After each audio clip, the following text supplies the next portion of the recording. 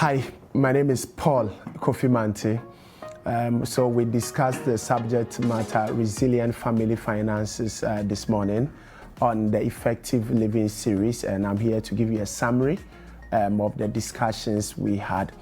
I think that if you want to build strong finances, whether at the individual level or family level, there are three things you need to be looking at. One, it's important to establish where you find yourself today so far as finances are concerned. And when I talk about where you find yourself today, you may have to go through the exercise of listing all your assets, looking at all your liabilities, and then asking yourself, if you have to pay off all your liabilities, what will be left of the assets? It's an important exercise you need to go through. I went through this in 2006, and you know what? I was surprised when I was done with the exercise, because the liabilities for me were higher than the assets. So it's important to know where you find yourself today. Then step number two, it's important to be clear where you want to find yourself in the long term so far as finances are concerned. And look, consider anything you think that is important to you, but there are 5 boxes I think you would have to be looking at in looking into the future. Box number 1 is old age retirement. Box number 2 is housing, a place to lay your head. Box number 3 is children's education if you have children. Box number 4 is giving back to society, very important. And box number 5 is what I call high life. You make money, you work hard, you chop some of the money, but plan for it. So you need to look at all these boxes. How often, when I talk about high life, when you want to take vacation and all that. So once you know where you find yourself today and where you want to get to, now you need to ask yourself some important questions, depending on where you find yourself. Because when you drill down where you find yourself, you may realize that you have to make some modification in your asset allocation. For example, you would find somebody who has 3-4 uncompleted houses. It may make sense to sell 1 or 2, but to be able to complete some of the houses, and it's the only way you can convert them into income generating asset. But once you know where you find yourself, now you need to ask yourself, what do I do to get to my destination? What do I do to get to my destination? And there are basically 2 things you need to do in there. 1, you want to look at your inflows, and number 2, you want to look at your outflows. When it comes to your inflows, then you want to ask yourself, looking at my current cash flows, my current salary, is it going to help me get to my destination? And the answer for most people is going to be no. If it is no, then you need to ask yourself, what else can I do to increase capacity to earn income? What else can I do to generate some more income? Don't forget, if you want to do this serious, your salary must not be equal to your income. Yes, your salary must not be equal to your income. Your salary must be one source of income. You got to start thinking about what else you can do. You got to think multiple streams of income.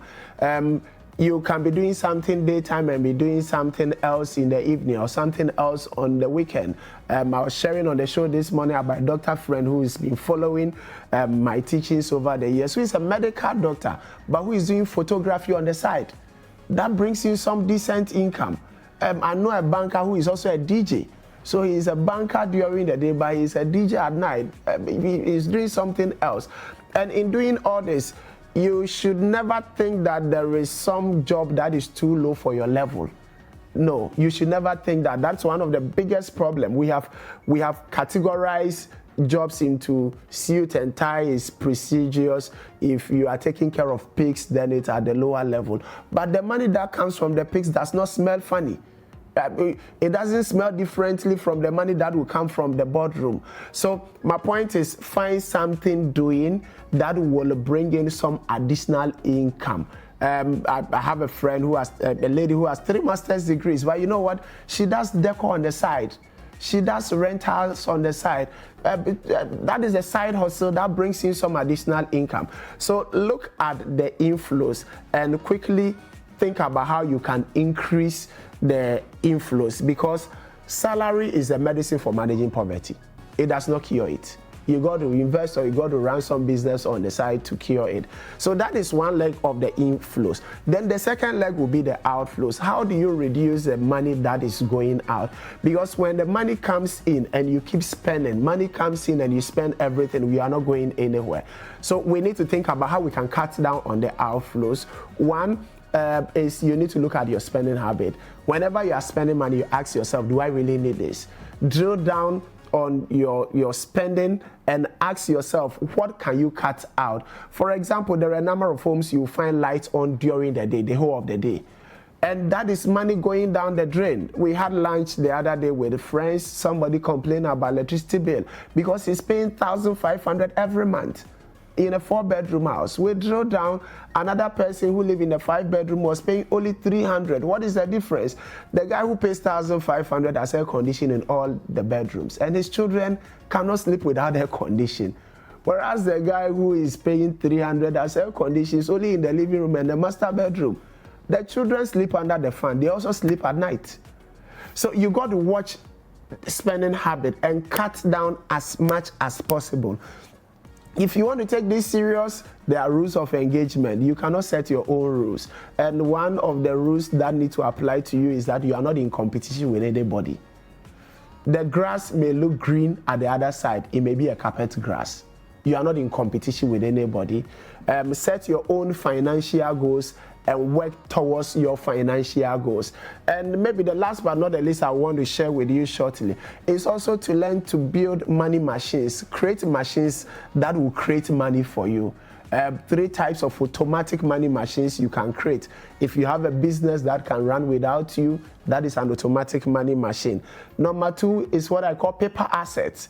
You got to put money into some investment, and that investment works for you and it generates more money. Can you imagine getting to a stage where the return on your investment becomes higher than your salary? That is your money working for you. So buying simple things like treasury bills, mutual funds, unit trust, among other things, are paper assets. You invest in there, the money works and it generates more money. You know, it's important to look at paper asset, and those who can afford real estate properties, it's another area you could generate some income. But of course, that will be for people who are of a certain level of income. But when it comes to property, you need to get location right. If you don't get the location right, it can be a complete waste of money.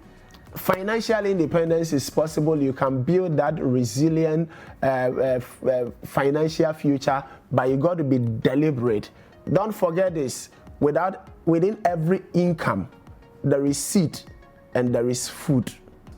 The food is for consumption and the seed is for investment.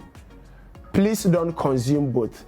Eat part of it, spend part of the income, consume part of the income, but definitely make sure that part of the income is invested for your future. And I recommend a minimum of 20%.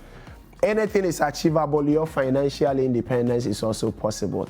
David Chelton, the wealthy Baba, says the best time to plant an oak tree is 20 years ago, and the next best time is now. And I say the best time you should have taken the decision on your finances was years back. If you didn't do it, don't wait till tomorrow.